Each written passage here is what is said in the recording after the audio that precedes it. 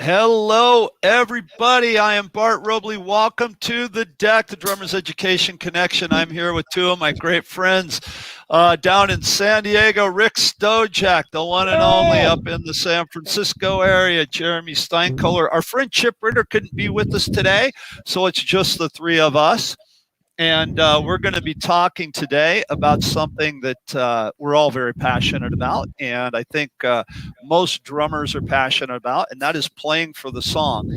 I know that a lot of, young drummers come into drumming because they saw their favorite concert or saw one of their favorite drummers and they want to blow chops and just go crazy and stuff like that.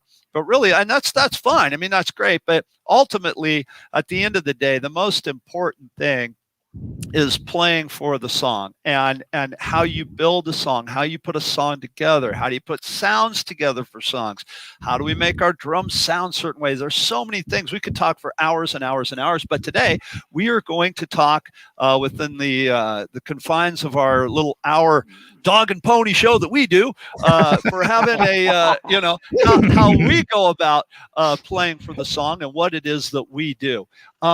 And I got two amazing drummers. Once again, I already introduced them here, but these guys are so specialized in their own areas that I am just I'm happy to be part of it. So I'm going to throw it to Jeremy real quick. Jeremy, how are you, my friend? And what's some advice that you would give to young drummers up and coming about playing for the song? About what would be a good piece of advice you would give somebody?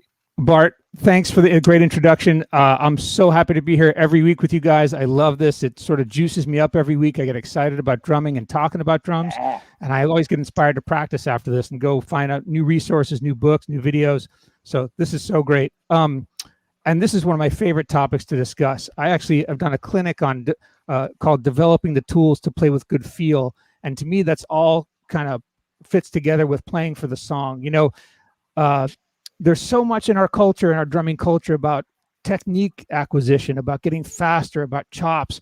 And, though that's an important piece of the puzzle, by itself, it really doesn't amount to anything, right? Chops are just the toolbox. That's just what we use so that we can apply ourselves to making music with other people and making songs have an emotional impact, right? Nobody buys or listens to music just for the drums. They listen to the music for the whole picture. And so the drums, what you play becomes not just something that goes along with the song, it becomes a part of the song. You help define the song.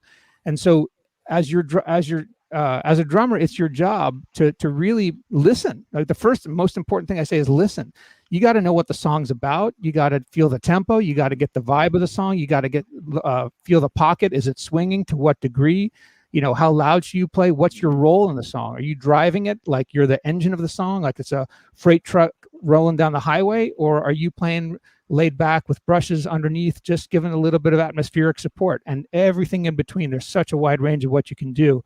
And just, before I kick it to Rick, I'll say this.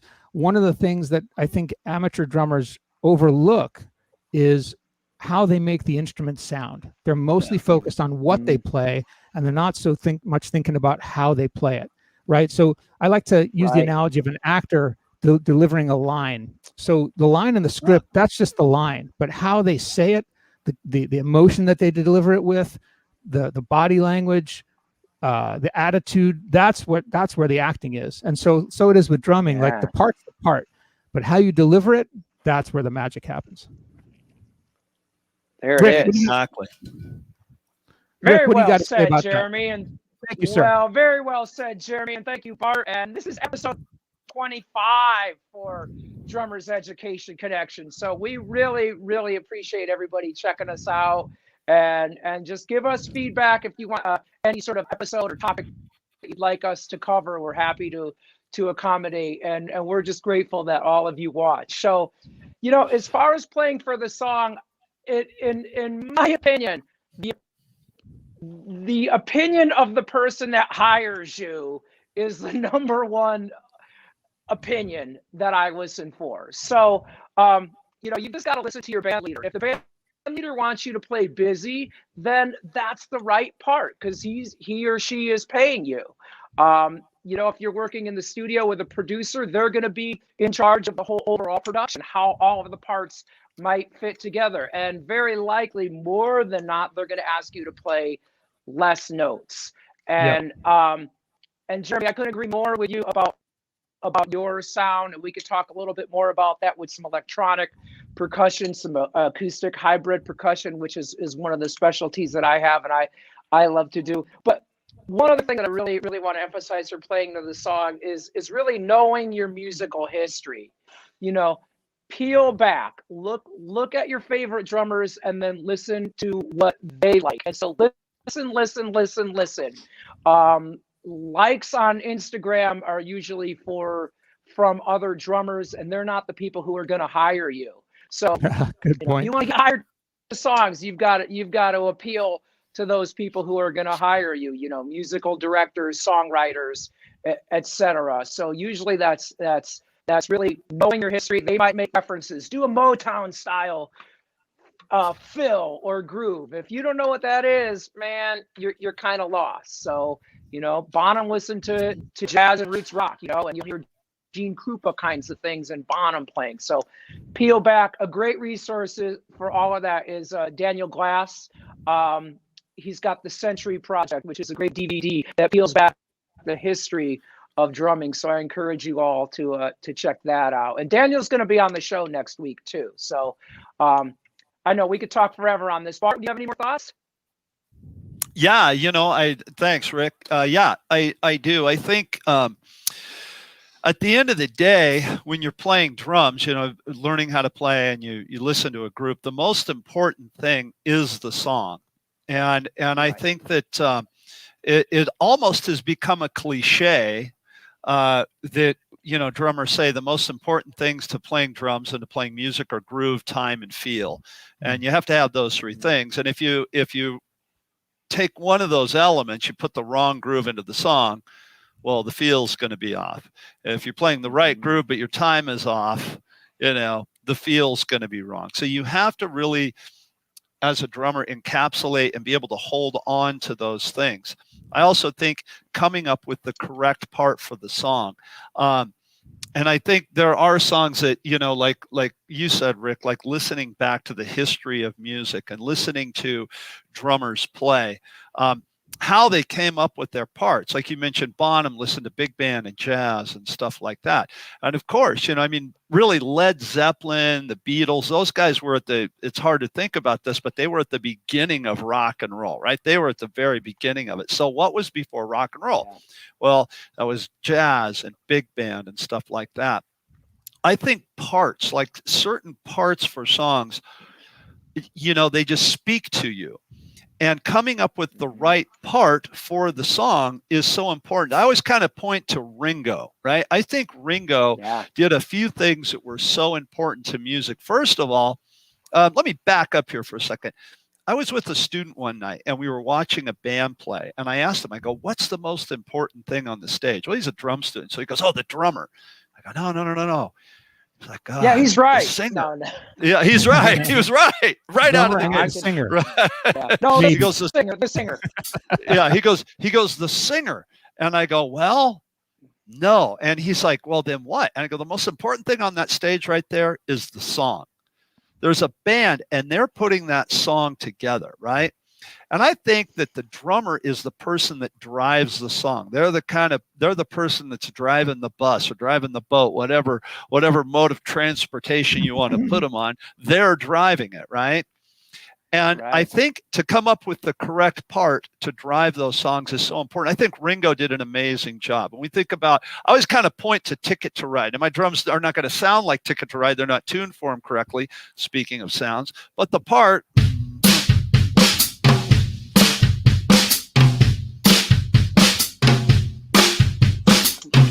that is brilliant, right? Is it hard? No, it's not the hardest thing in the world to play, but my gosh, what a great part, you know?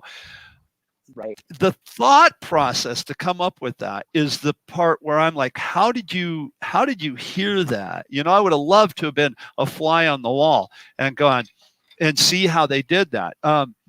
Sometimes, you know, I asked myself, the fifth Beatle, you know, George Martin, their producer, was that a George Martin thing? Rick, you said producers, is that a George Martin thing, or did Ringo? How did they come up with that? So really, like both of you guys said, listening, having big ears, listening to what the songwriter wants, or listening to what the person that has hired you wants, and come up with that right part. I'm kind of thinking more of in a recording studio mode when I talk about Ringo right there, but really just play the right part for the song to create the groove, the time, and the feel. So that's kind of my thoughts on it. Great stuff, Bart. It makes me think of something that I tell my students all the time, and this may sound like it's a little bit in contradiction with what you're saying, but I think it's not. It's really just an expansion of what you're getting at. I don't actually think there's a right part to a song. I always say that if you took 5 of the best drummers in the world and sat them down to play the same original song they'd never heard before, they're all going to come up with something different, right? But they're all going to bring the similar qualities to it, right? They'll have the feel, they'll have the rhythmic integrity or accuracy, or whatever, how it fits with the bass part or the guitar part, what have you. They'll have the right dynamics. So there are things that are going to sound better or worse, certainly, right? There's things that are going to work better and work not as well. And so I think that's what you're getting at when you talk about coming up with the right part. And Ringo, that Ticket to Ride example is absolutely spot on, perfect.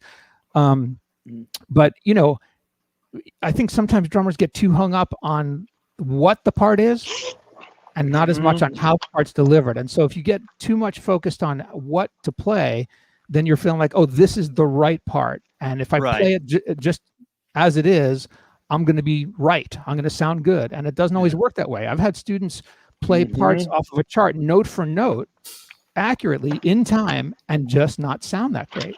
And then I've had other students play something a little bit looser, a little more different, and it sounds better, right? So it's not just about the part being, quote, right. It's really just about sort of the right or the perfect balance of, like you say, groove, time, and feel, touch, right? I'd call that the fourth piece of the puzzle. That contributes to those. So I would, my advice to my students is often to focus less on you got to get your chops together, and you got to be able to play and speak, have the vocabulary to speak and adjust your parts to fit the music, right? That's basics. We do that for years. That's most of what we work on. But once you get that stuff under your belt to a certain extent, you really want to be thinking about, what about the drum part in this song is making it work, right? So I suggest to my students, listen to the drum part and tell me, what do you find is the most prominent? Is it the hi-hat that really is on top of things, that's loose and kind of trashy sounding, or is it the snare that's just, kicking it with a big fat backbeat on 2 and 4, or is it more of a bass drum heavy, like a Chili Peppers thing, or where's the balance? And so try to emulate that. It's almost like you're trying to set the dials the way an engineer changes the fader, moves the faders on a recording session to sort of balance out and mix, right? That's kind of what you have to do as a drummer, is you have to mix your own part within yourself physically with your limbs, so that you can, adjust your hi-hat volume relative to your kick drum without changing your kick drum volume, or the angle of attack on the hi-hat to give you a different sound, so that you deliver the part with more meat on it, than if you're just playing with the tip on top of the hi-hat, for example. I really think some of these drummers who aren't as busy are overlooked in the drum community, and you might hear people bashing Ringo, or you might hear them with Charlie Watts of the Rolling Stones or Lars. It's a favorite kind of thing. Sometimes drummers will bash on those guys, and they're just not appreciating how their drumming works with the music. And you might take 5 or 10 of the greatest drummers in the world and have them sub on those gigs. Well, you know what? It's just not going to sound the same. It's not going to sound like the Beatles or Metallica or the Stones. So, and real quick, Bart, thanks, guys. And I was just thinking, Bart, you mentioned Ticket to Ride, and I was thinking about the song "Are We the Waiting" by Green Day.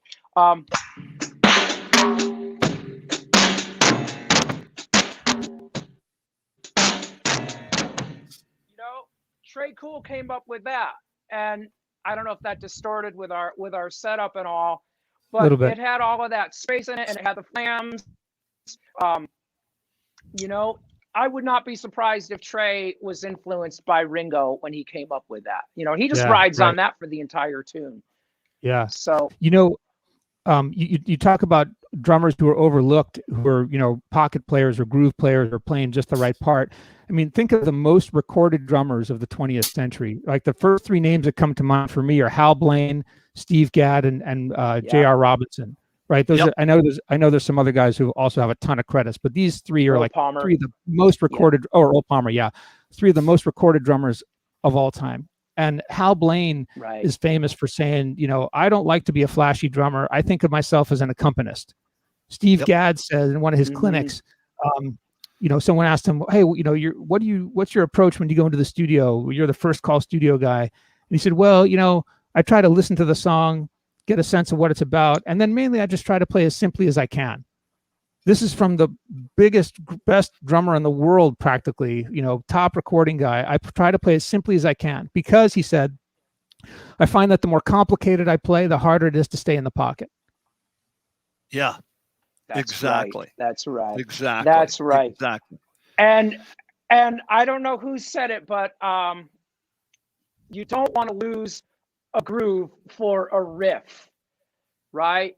If you're doing a cover tune and the drummer did some fancy thing that's over your head, man, don't try to throw that in, man. You just need to keep it in the pocket to start with. You don't want to take it beyond your abilities. Right.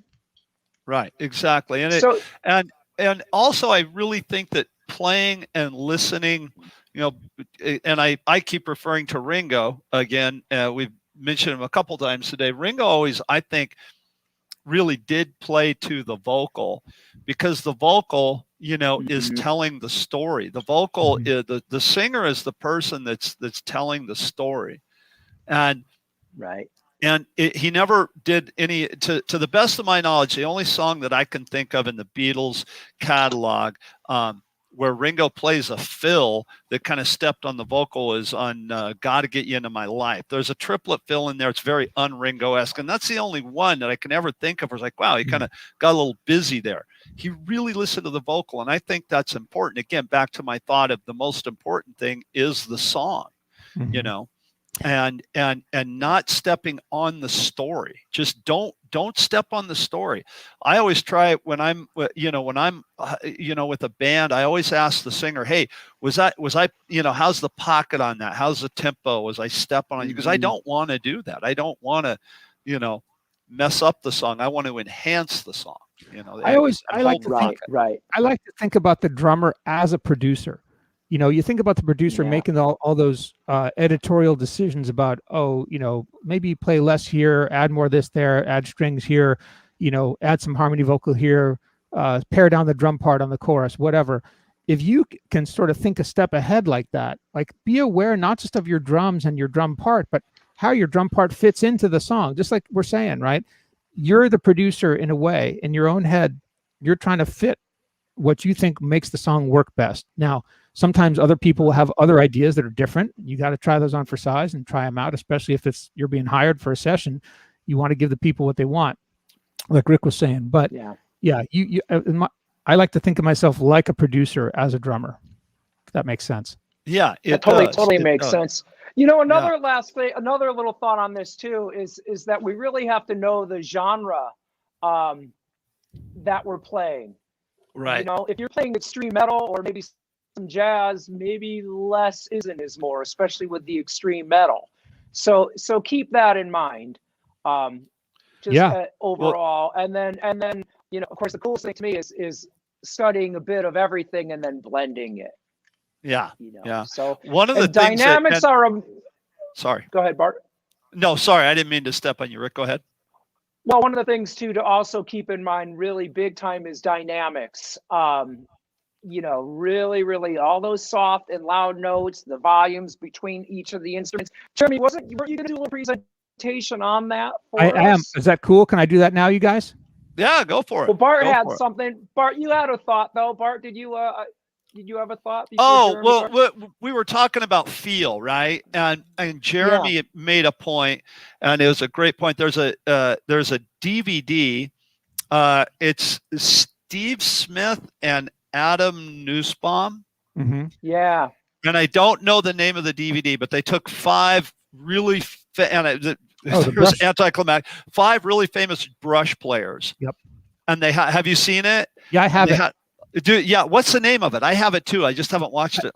I think it's called The Art of Playing Brushes, but now I'm spacing on the name. Yeah, it could. Yeah, well, they take 5 drummers and they all play they play the same song, but it's all dramatically different, you know. Yeah. But the feel is right now. I know it's really easy to say about a student and go, yeah, that's it right there. Yes, that's it. Yeah. What's the title, Rick? Yep. Yeah, Rick, what's the title? The Art of Playing Brushes. Yeah, there you go. Fantastic video. Highly recommend. Yeah, and so anyway, and it's always easy to go, you know, and say, well, one of my students one time, but hey, I'm sure we're all guilty of it. I mean, if you're a drum teacher, you've made mistakes too.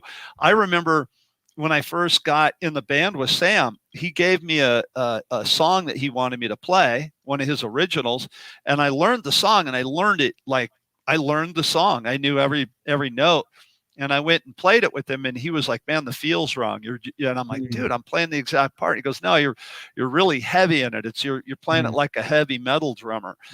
Okay. And so I literally changed everything that I had learned, and I just changed everything and to make it come to life. So we're all, if you're pointing the finger at one person, you got 3 pointing back at you. I've been guilty of it a million times, but I think when you analyze yourself and you look at yourself and go, yeah, I could have sharpened that up a little bit. That's what makes you a better player. So if somebody, I would say to any young player out there, any player out there, somebody gives you that constructive criticism, don't let it crush you. Let it sharpen you. Let it, let it help you with all those things. Because hey man, it's, we've all been guilty of that. Okay, so sorry, Jeremy, your presentation on volume and stuff. Jeremy, Bart, sorry. Great stuff. What's fun talking with you guys every week is sometimes we say things. Like you guys will say things that I know and I believe, but you say them in a different way that makes me think about them differently. And I just love it. I love hanging out with you guys every week and talking drums. So I want, we talk about dynamics a lot. And of course, I think one of the most common complaints about drummers is that they play too loud, right? They're not listening to the song and listening to the balance, and they're just thinking about what they're doing. So it's easy to think about dynamics in terms of, loud and soft, like for the drums as a whole. But to me, one of the most critical ingredients for dialing in parts to make them just right with the song, like we're talking about, is being able to set the dials of your different parts of the kit individually. So one of the exercises I came up with to help my students with this is to work on starting with just one note. Like I'll have them play, let's say, a right hand and a right foot, right hand on the hi-hat. Hi-hat will be closed. And I'll ask them to play them at the same time, just one note like that. And then I'll say, okay, can you bass as loud as you can, like you're trying to rip a hole in it, right? And then with the hi-hat, just a tiny little half-inch whisper stroke that you can barely hear. Can you guys hear that when I tap the hi-hat that light? Yeah. So, just being able to hit 2 notes at the same time, let's say kick and hi-hat, where I really ram into the kick, but I play the hi-hat super light. When they can do that, sometimes it takes a little while to be able to do that because they're hardwired, right? The right foot and the right hand are hardwired in the same part of the brain, so they want to do the same thing. When they can do that, then I'll have them switch, and I'll have them play the bass drum whisper soft, which for a lot of people is very tricky to do. Just a really short little bass drum stroke, and then big, tall hi-hat stroke. I don't know if you can hear my bass drum, but I'm just barely playing it. I'm not sure how my mics are set up here. Okay, so then I'll do the same thing with the hands. I'll say loud hi-hat with a soft snare. And then I'll switch that and a loud snare with a soft hi-hat. Then we'll do the left hand with the right foot.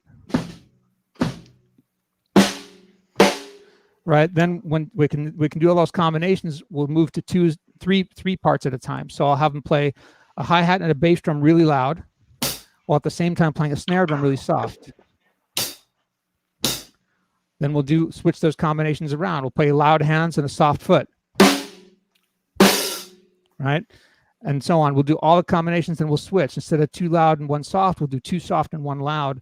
And then they start to develop this control independently of the limb so that they can like turn the knob up or down for each limb without affecting the other ones. So I'm going to play, then I'll have them do it with a groove, right? So you can play like a groove. I'll tell you what, I'll play just a simple. And Bart, I want you to give me a combination where you challenge me to play one of the limbs or two of the limbs soft and the other one really loud. Okay, so two of the limbs soft. Okay. And one of the limbs loud. Good ones. Okay, so bass drum and hi-hat soft, and give me a strong backbeat on the snare drum. Give me another one. Okay, bass drum, just give me the kick drum, but whisper on the hi-hat and snare drum.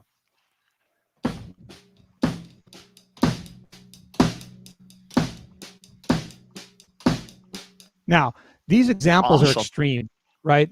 I'm going all the way super loud with one and super quiet with another. And in real life, you're probably not going to exaggerate the discrepancy between the limbs to that degree. But if you can do it like that in an exercise, it's that much easier to sort of closer, right? When you really want it. So it might come down to they're playing a song and I'll say, that sounds really good, but can you give me just a little bit less bass drum, like maybe 20% less on the kick, and just dig into the snare a little more. And then that little adjustment they make, all of a sudden it's like, oh, now it feels really good. Before, okay, and now I'm really playing the song. So, you know, it might be something like,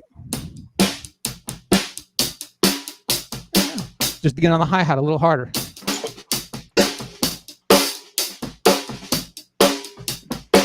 Or a little bit less and give me a little more kick.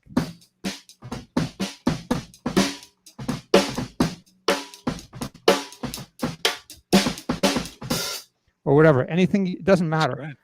The idea is this, that you sort of shape your part to fit the music. And the more you experiment with it, the better you get at it, the more you can play around with those internal dynamics to really make the part fit. And I got to tell you, that's Jeremy, that's great. And I got to say this, that'll happen in sessions. There's times when, you know, I've been in recording sessions where I think I'm doing my job, and the producer would be like, you know, you're not being consistent in the snare drum, right? And they're not, because nowadays we don't just listen to the music, we see the waveform on a Pro Tools or a Logic thing, and I'll be like, look, this snare drum head isn't as loud as this one, so got to be more consistent. So being able to think like that, like, okay, you're playing the groove, but now I got to put my focus on my left hand. I got to put it on that hand and really keep it consistent. That's a great exercise, because that does happen. That it does happen in real world. It does. Yes. That's real world stuff. It really is. It really is. Very well done. Very well said. That's awesome. That's great. Yeah. That is excellent, Jeremy. You're hired. You got the gig. You're hired. You got the gig. Yeah. Can you? We leave on tour tomorrow. Whatever you're getting paid for this, double it, because that's what you're going to make on the tour. Wait, does that include a per diem? Yeah, exactly. All right. That's a great exercise, Jeremy. I had a second half of that, if you guys will indulge me, and then I'll kick it off to one of you. The other piece of the puzzle for me, once you talk about touch and internal dynamics, is pocket. And pocket is a concept that we could spend hours and hours talking about. But one sort of critical piece of it has to do, for me, with the feel of the spacing between the notes, right? The swing, if the song has any kind of swing or degree of swing. When I was in high school, my band director explained, there's straight eighth notes and then there's swung eighth notes, based in triplets, like a jazz ding or shuffle ding. Right. One triplet, one triplet, two triplet, three triplet, four triplet, one. Yeah. Perfect. Out, you can swing things to different degrees, and you can play that like a triplet feel, kind of like a Chicago shuffle. Or you can play it a little later, kind of like a Texas shuffle.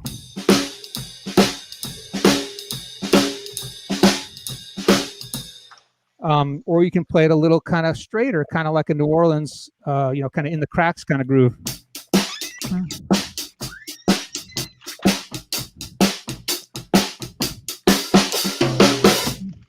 and there's different Nice. degrees of it, right? And so so you have to kind of find that, and don't just assume that everything's either straight or swung.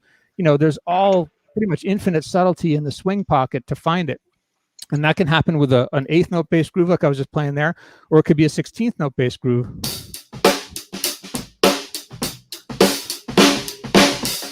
Which could be like that, or you could be a little less swung. Nice.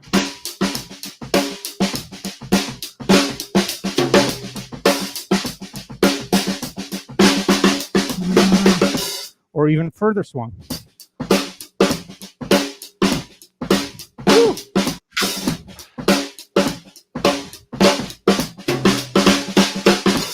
Right? You can hear it most clearly when you just play 16th notes on the snare. Straight, a little swung, a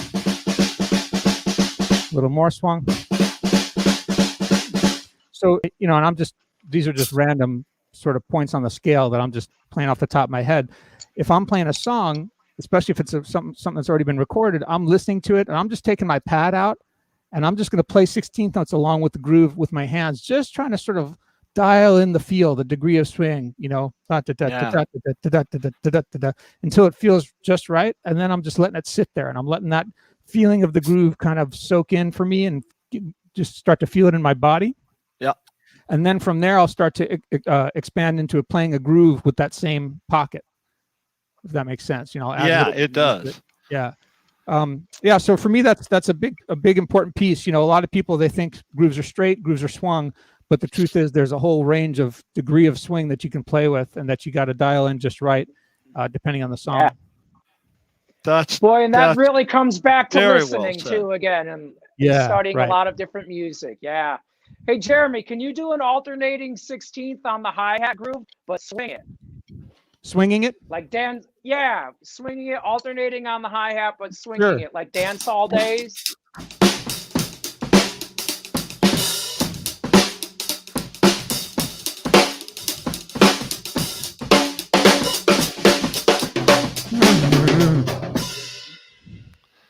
Yeah.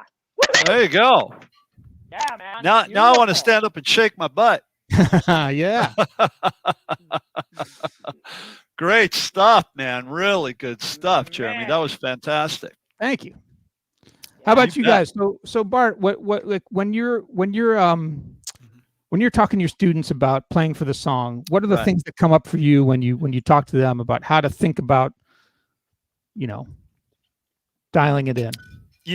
For me, and again, like you said a minute ago about pocket, I could go on for hours. I have an hour and a half clinic that I do on playing for the song with the stuff that I did with Michael Blum and Sam Morrison on all those records we recorded with him. I learned so much, but I think what it all comes down to in like a real condensed Reader's Digest version is song form. Okay, I'm going to share my screen. So Jeremy, I'm going to need you to hit the button on the computer if you could. I made a little chart here, okay, and it's kind of small. I thought it would show up bigger, but unfortunately it doesn't. So if you're watching this and you want to see what I'm doing here, do me a favor, just hit your hit the maximize screen button and you'll be able to see it a little bit more. So I made this little song up this morning. I called it Rockin' the Deck. All right. And I'm just and we can get into song form and talk about, melodies and chord structure, but I'm thinking strictly from a drummer's standpoint here and what a song is. And in a nutshell, a song is a story, right? A song is a story, and it is, and there's a theme to every story, and there's different parts to these stories. So when we're talking songs, we want to make sure that we're understanding the what this is. So if you notice here, I have a few different parts. I got the very top here where it says Rockin' the Deck, and I just got 4 bars of music or 4 measures. Sometimes people go, well, what's a bar of music? Well, it's a measure of music. So I have a 4-bar intro. I forgot to type intro in up here where you see my cursor. Normally I'll put intro there. The intro is just that. It's the introduction into the song. Now, then we get into the verse. I'm going to skip through what the parts are really quickly here, and then I'll talk about how I put it together. We've got a verse. So for younger drummers, you're not quite sure what a verse is. The verse is kind of the part, going back to the singer, where they're telling the story, right? They're setting up the story. Usually occurs 2 to 3 times within a song. Every song structure can be different, but this is kind of a generic little song structure and song form. The verse is where the singer is telling the story. They're giving you the theme to their story, okay? Then we get down here and we get into the chorus. Okay, now the chorus to this song, the chorus is also called, it's got the hook in there, right? And a lot of times every time the chorus repeats itself throughout the song, the lyric is usually the same. So every time the chorus repeats itself throughout the song, the lyrics will be the same. It'll be the hook of the song most of the time. Sometimes it can be a one-word lyric. Sometimes it can be, the title of the song. And again, it'll reoccur a couple of times through the song. Then here we go back into the verse. I don't know if you can see it. Again, it doesn't show up real well, but at the beginning and at the end right here, okay, of these verses, I have a repeat sign. So in the second verse, it repeats itself. So the singer really wanted to get into telling the story the second time through the verse. Then we go into the solo. That's pretty self-explanatory. I'll talk about that in a minute. Anybody who wants to solo, it's a soloist in the band. Usually it's a guitar player, piano player. If you're in a traditional, like a rock type of setting, piano player. In my case, we have 2 guitar players, a piano player and a horn player. Then we get down in here into the bridge, or sometimes you'll hear it called the middle 8. They call it over that in Europe. They call it, we're going into the middle 8 of the song. They got the middle 8 there. And then we've got the outro. Now, if you look at my song form here, a couple of things kind of will jump out at you. Right here I have, when we're up here in the verse, it says verse, play 6, and then a measure with a fill. And this is, this is not really a transcription of a song. This, again, is a chart. It's just a roadmap. It's telling you where to go. So we're going to play our groove, and it says right here, tight hat, okay?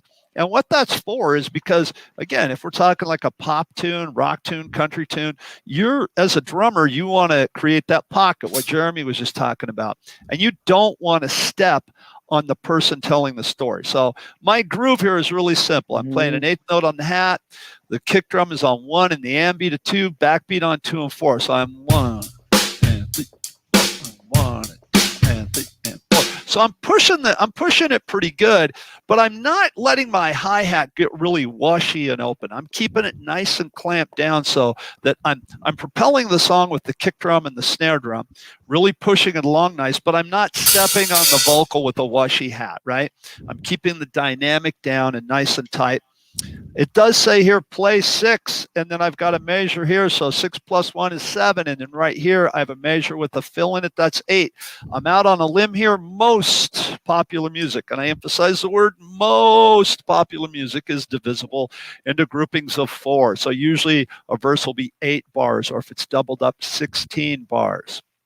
Don't send hate mail saying, well, what about this song? Yes, I said most. Okay, I'm out on a limb.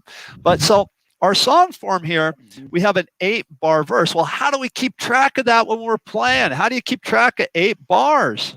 Well, the way we count our music, and the way we count bars of music while we're playing along with the band, is at the top of every measure, we say what measure we're on. So if I play those 8 bars, right? So 1 and 2 and 3 and 4 and 2 and 2 and 3 and 4, 3 and 2 and 3 and 4 and 4 and 2 and 3 and 4 and 5 and 2 and 3 and 4 and 6 and 2 and 3 and 4 and 6 and 3 and 4 and 1 and 2. So what I did there was I counted the top of every measure. I said what number I was on, 1 through 8, okay? When I get to 7, this is just me. I say or sev. 7 is the only number between 1 and 10 that has 2 syllables. So it's really easy. 6 and 2 and 3 and 4 and 7, 2 and where is 1? What happened? Right? So I usually say or sev. Okay? Keep my hi-hats nice and close down, clamp down, just drove the song really well. Then when I get into the chorus, this doesn't always happen, but sometimes it does. I change the groove up a little bit. I put an extra eighth note on the ambi to 3. I also put washy hats. Okay, I let the hats go washy because now we're in the chorus of the song. The song it's getting bigger. It's climactic. We're crescendoing up. So now my groove 1 and 2 and 3 and 4. 2 and 2 and 3 and 4. Same thing. I'm going to go 1 through 8. And on the 8th bar here, we've got a little break at the end. So 7 and 2 and 3 and 4 and 1 and 2 and 3 and 4. Bang. And then I go back into my verse. Second verse, same thing. But it's got the repeat. So I watch my repeats. A lot of times when I have, well, not a lot of times, all the time that I'm reading music, if it's at a gig or if it is at a recording session, whatever, by the time I get to where I'm playing it for real, it looks like a Crayola box exploded on it. I have this highlighter here that has a blue, a yellow, and a pink highlighter in there. I highlight my accents, so when I'm playing, I don't have to think about it. Hey, Bart, go here. And I don't think about it, right? I also know, as a rule of thumb, I don't have crashes written in here. I know when I get to the end of a phrase, I put my crash symbol in. The crash symbol is like an exclamation point at the end of a strong sentence. I get down into my bridge now. Okay, so let me go to the solos. Solo next, real quick. In my case, the solo is still 8 bars that I've written here in my chart. You can see 6 plus 1, and then our fill. Okay, that's 8 bars. Now, you might have repeats here because if you're in a band like I play with, you have 2 guitar players. I got a keyboard player, and I've got a horn player. All of them want solos, so you're going to have to really navigate them, but you're also going to have to keep them together. Jeremy and Rick both have talked about creating a pocket, right? Creating a pocket for that band to play in is important. It's also important to let the listener and let the musicians know where they are in the song. A lot of times that's what a fill is. A fill isn't necessarily to fill up a hole. A fill is to tell the band, hey, we're going over here now. And if you have a guitar player that's shredding and he's not paying attention, you want to 1 and 2, 3 and 4 and let him know, okay, now it's your time to stop and let him solo. So really make sure you know where you are. Hey, Bart, I've got a question for you. Shoot, go ahead. So I'm thinking about being in the mindset of a young drummer, and your idea of counting the measures as they go by, that makes perfect sense. What if you've got a section that's 24 bars long? How do you keep track? You're not going to be 17, 18. I mean, you could, but that seems really cumbersome. What else could you do? Well, okay, let's go to, perfect example. So let's say, for the sake of argument, right here on my solo, okay, we're using measures of 8 in my song here, or figures of 4. So what I do is I subdivide those down. So I, like here, I have in my verse, the second verse, I have a repeat. So I just count to 8. And then I have to keep track of where I'm at. You know, I have to keep track of how many times I've gone through the verse, right? So I just have to, be very mindful and be in the moment. Okay, 8 bars. I played my fill. I went back to the top. Okay, now I'm in the second time through. And you can do that with any number. You can do it with 12. You can do it with, 24, whatever. Just divide it down. 24, 2 bars of 12, right? That's how I would do that. That's how I would do that. The one thing too that I would say, remember I said something about 7 a minute ago? I would say, and you can look here at the outro of the song. That's 12 bars, 11, we get to the 11th bar, 1 and 2 and 3 and 4 and 1 and 2 and, right? And if you notice, I did change the bass drum pattern up on the outro. I've got 1 and 2 and 3 and 4 and 1 and 2 and 3 and 4, and I'm driving the heck out of the song. It's climactic. I might even be writing on my crash cymbal, but I'd get to, really make sure I get to the 12th bar. I'd really be counting and really focused in on that. Go ahead. I was just going to add to your answer. I think, in Western music, 4 is the holy number, like you said. And after enough playing and listening, you start to be able to recognize 4-bar phrases without having to count them. Right. Like, a great example is, that song Sitting on the Dock of the Bay, the Otis Redding classic, each verse is 8 bars, but it has these 4-bar phrases. Da da da. Had left my home in Georgia, headed for the Frisco Bay. That's 4 bars. Da da da da da da da da da da da da. There's 4 more. Then the chorus, sitting on the dock of the bay, watching the tide roll away. There's 4 again. So you just start to feel these packages go by instead of having to go through the weeds counting every single bar sometimes. Right. And feel is something that I think as you, and when I'm talking about this, I do, I'm talking to young drummers who've never worked with a chart.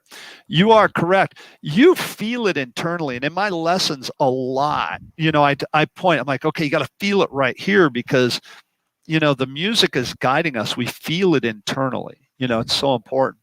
And then last but not least, and I'll say this, right here on my bridge. Thank you for the question, Jeremy. Great question. Right here on the bridge, I have a breakdown in the middle of the bridge, right? So the bridge is 8 bars as well. But when I come into my bridge, 1 and 2 and 3 and 4. 1, 2, 3, 4, 2. I've got a 3-bar rest, and then I come in on 1, 2, 3, and 4, and on that 4th bar. Okay, so I tell everybody where we have that 3-bar rest, make sure, even if you are feeling the music, even if you've played the song a million times, just be thinking 1, 2, 3. Count it. 2, because when you come in on that 1, 2, 3, and 4, and more than likely in a popular rock song, the guitars are going to go gang, gang, gang, gang, and come in with you, and the piano player, everybody's going to hit those notes, and if you miss them, you're sunk. And this is the thing I tell people: where you don't play, it's just as important as where you do play, that you know where you're at. So really make sure that you're counting all of those rests. And yeah, you're right, Jeremy. You do count, and you really do count, but at the same time, after a while, you start to rely on groove time and feel. But if you're just going off of feel, that's great, but you also want to rely on your counting as well, right. Not just that. So I took up some time there with my thing, and I'm sorry for that. I hope I didn't take up too much. I wasn't watching the clock there. Rick, what do you got? What do you talk to students about? What is the thing that you talk about trying to pass on with that sort of stuff? Oh man, Bart, thank you. That was a beautiful, beautiful demonstration, Bart. I like the title. What was it? What was it again? Playing for the deck? Rocking the deck. Rocking the deck. That is so beautiful. Well done. One thought real quick too, when you mentioned the 7 thing in our phrasing, 5, 2, 3, 4, 6, 2, 3, 4, 7, 2, 3, 4. Of course, in 7, 8, that using just 7. 1, 2, 3, 4, 5, 6, 7. 1, 2, 3, 4, 5, 6, 7. Otherwise, you're going to be 7. It's like add an extra 8th note, and then you're really going to be in 4, 4, which is just like 8, 8. So if any of you want to hear a great 7, 8, go listen to Tom Sawyer. So anyway, I just wanted to mention, if you guys want to hear Playing for the Song, we had Dave Northrup on last week, and he sent us this album. This is amazing. Shapes. Right away, the opening track, you're going to hear some halftime shuffles that are just amazing. So check that out. It's brilliant drumming. One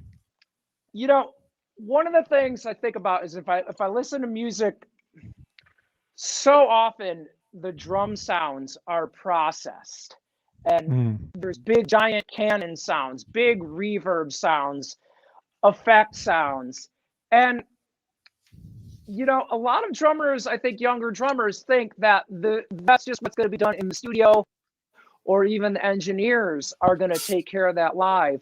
But really, that lies on us.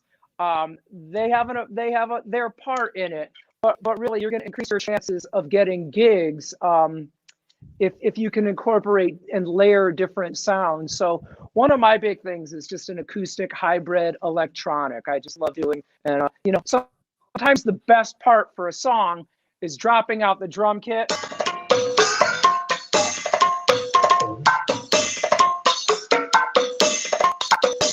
Adding a little percussion kind of thing. I have the Roland Octopad. There's thousands of sounds. Just, push the button, and or you can change up your sounds. I really like working with echoes. I don't know if you can hear those.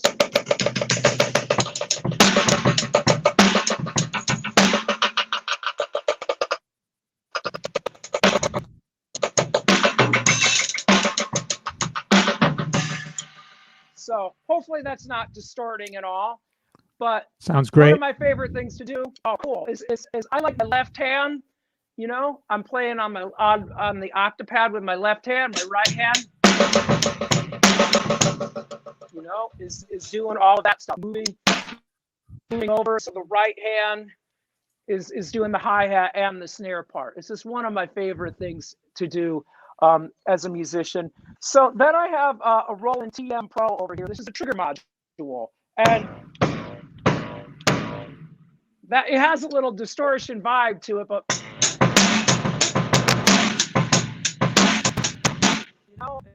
it's kind of wacky and cool and trendy. So I think if I let's say I was going to do a cover band and they're going to do a Prince song, if you come in with just acoustic sounding drum kit, it's not really going to sound like Prince. But if you can layer in some electronics, man, that is just really, really the creative stuff, and just super, super fun. It's kind of endless that what can be done.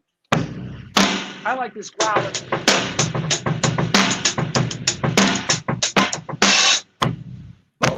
Here you notice that the sound, it's big, it's long, it's giant.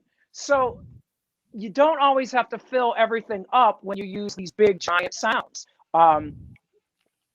They sound cool. You can't play too many notes because you're just gonna kill the actual first attack. So it kind of makes playing with a little space a little bit fun. And yeah, definitely I think there's some younger drummers who think that sounds are gimmicky, and that's okay, man. If you don't like playing with sounds, maybe that's not your thing and that's not your style, and you can kiss all those gigs goodbye too. but I think it's really trendy and kind of cool now, especially all the electronic kits that are coming out right now. They're just loaded with acoustic drum kit sounds and fewer effects because cool sounds aren't necessarily hip right now, at least in the drumming community. But in the music community, put on the radio, man. You're gonna hear like so much out there, man. You're gonna hear all these layers and effects, and it's really, really fun, And so really the sky's the limit with what you can do. So I've got my Roland octapad, and that has these 8 different pads at the top, and whoop, turn down the volume there.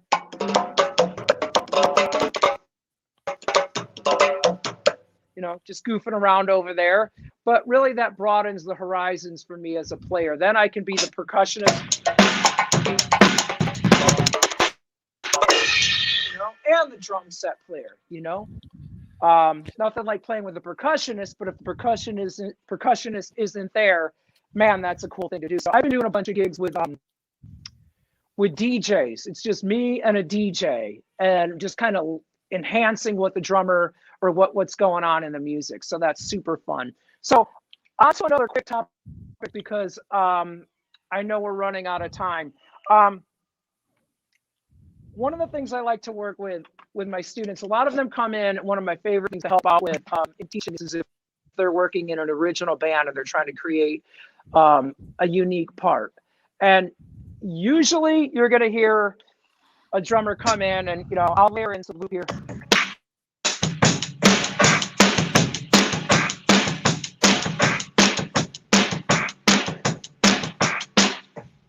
Right, they're 2 and 4 on a snare, right? What I'm calling regular time, right? The backbeat, 1, 2, 3, 4. Well, don't forget about the halftime feel, and I like to call this groove shift. And man, when you go into that halftime feel, you're playing less notes. You're playing on 3. So here's where the halftime feel. 1, 2, 3, 4. 1, 2, 3, 4. 1, 2, 3, 4. Now I'll go to reggae time.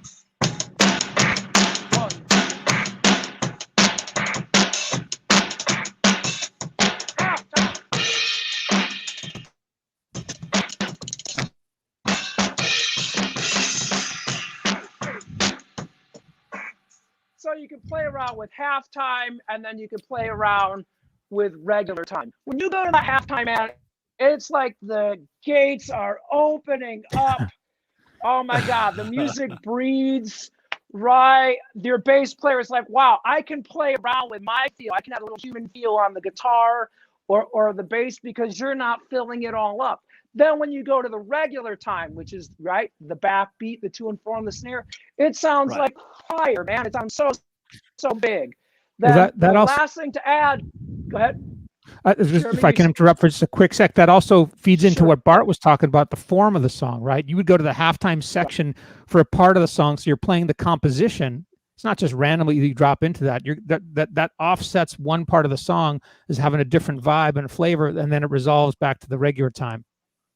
Exactly. It sets a different vibe. No doubt. Yep. And then on top of that, we had halftime snare on 3. We had regular time or backbeat snare on 2 and 4. Then you've got double time snare on the ands, right? Right. So.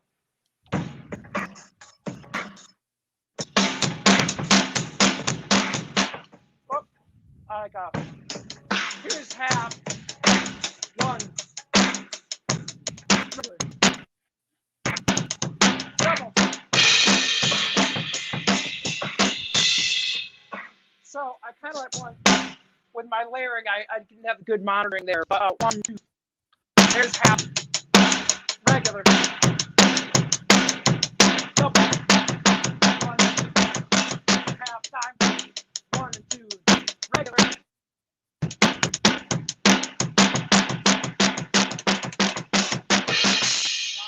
So a regular time, a half time, a double time, mix them up.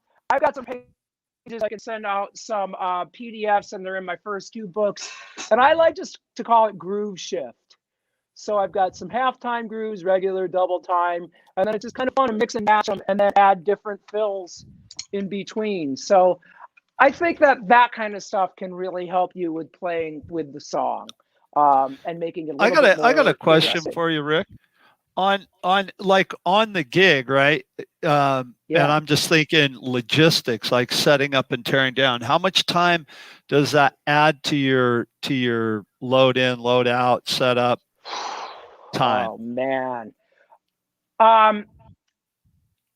To do like a full elaborate setup like this takes a lot of time, man. I'm gonna need an extra hour and a half of time just for that. If I'm using the multi-pad and using the Roland sampler that I was playing over here and then the trigger, yeah, that's a lot of time.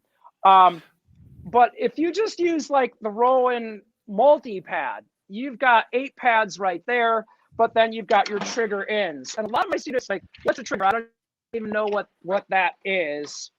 And there it is. It's just the sensor, and it attaches to the rim of the drum, and you just tighten it to the drum, and then suddenly your snare, you can get a sound on the rim, or you can get a sound on the head of the drum too. So so that's a simplified way of adding a lot of stuff. And then Rowan even has these bar triggers. That's a little gimmicky. And they're just, that's obviously some fun, crazy stuff. But those are really small and don't take up that much time to add a quick little electronic percussion. Cool. Rick, if someone's just getting started with adding electronics into their setup, do you recommend going Octapad first or triggers first? And if you get the triggers, what module do they plug into? How much does this whole setup cost? Yep. I would start off, for me personally, I like the Roland Octapad SPT30. Yeah, man, it's an investment, but it's about $800 to get that multi-pad. But the great thing is it has those 4 extra inputs on it. So you get a trigger for about $100, and then you can add that to your kick. It's really easy to sample, and you could get a kick and a snare trigger So that's about $1,000. And the kicks, oh man, listen to that one. I don't know how much, if that's distorting over live stream. So it's an investment, but gosh, man, if you're passionate about it, you're gonna make it work. You know, it's less pairs of sneakers, no expensive tattoos. Don't spend money on drinking. You know, I mean, Hey, wait a second. What? you know, What are you talking people are about? always burning money on crazy stuff, man. I spend my money on gear, reinvesting into myself. So I just think it's a really, really cool investment. Style wise, you know, always keep in mind style wise. You know, you might be playing a jazz fusion thing and you don't need all of this stuff. So so I think that's the most fun. And then I think what happens is it broadens your horizons as a drummer. You start creating different nuances that weren't there before. You know, it really brings out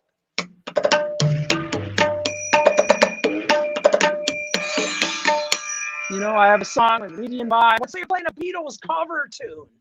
Oh my gosh, you know, and I mean, Right. man, what you could do with that, you know, with that Indian vibe.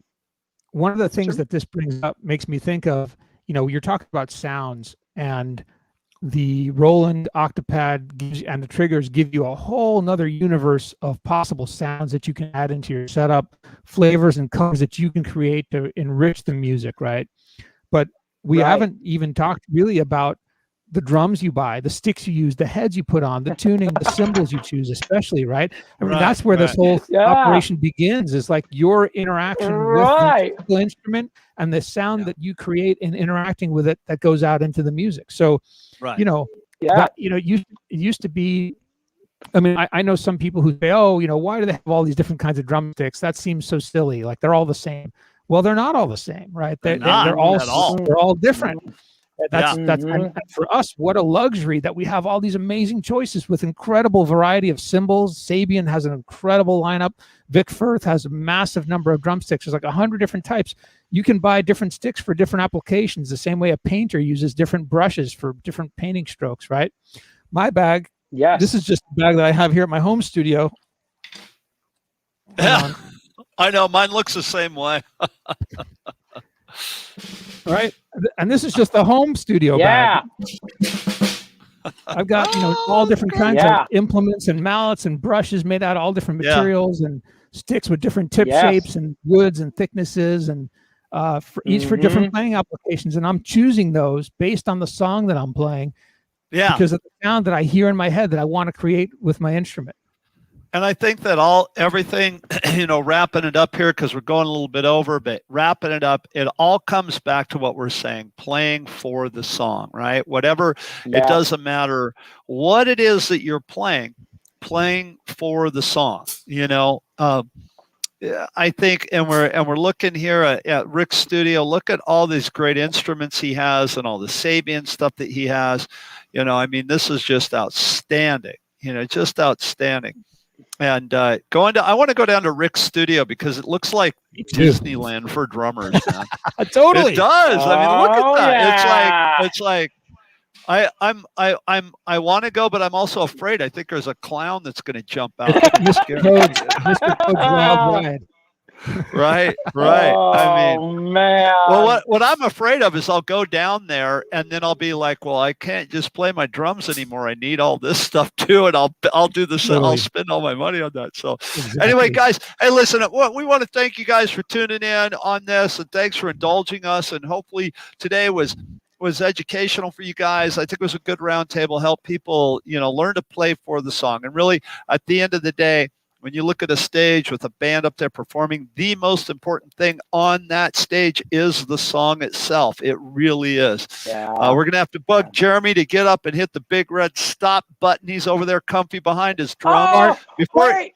Yes. Wait, we have a drumhead giveaway. We have a drumhead giveaway. We have a drumhead giveaway. You know what? Yes. And I already picked the winner, too. So our drumhead giveaway for today. What's it say? Oh,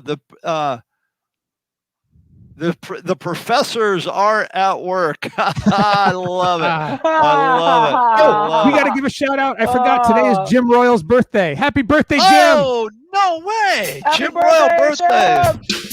Yeah. A little train beef for you, Jim. Happy birthday, buddy. Happy birthday. Hey, But Kevin Jim's a jazz guy, right? Jim's a jazz guy? Yeah. So a little take 5.